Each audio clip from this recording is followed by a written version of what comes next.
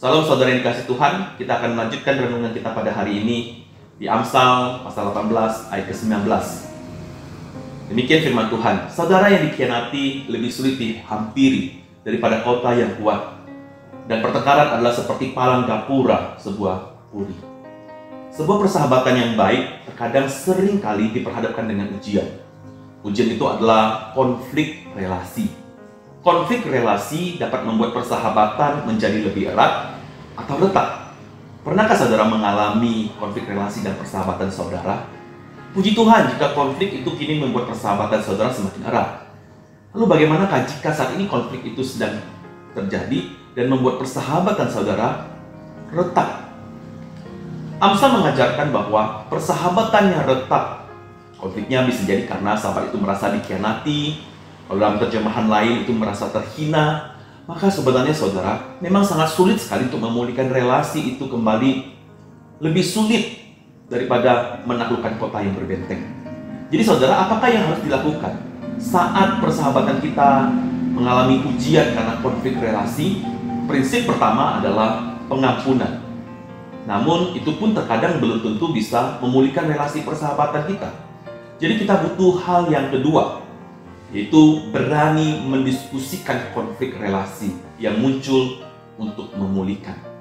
Pedomannya adalah dengan melakukan beberapa hal. Yang pertama, harus ada kejelasan tentang permasalahan yang muncul. Siapakah yang bersalah?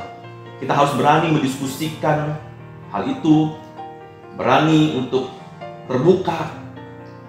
Jawaban tentang, sama-sama salah, itu sebenarnya bukanlah sebuah solusi yang baik. Itu memang menghindari konflik, tapi tidak menyelesaikan masalah.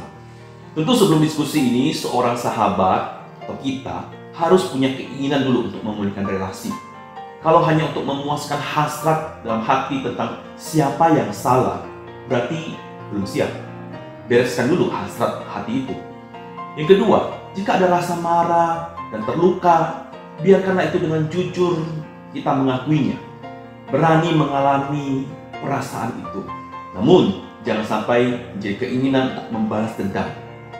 Mungkin untuk saat kita bisa memberi ruang bagi masing-masing dia atau kita untuk mengolah rasa amarah itu.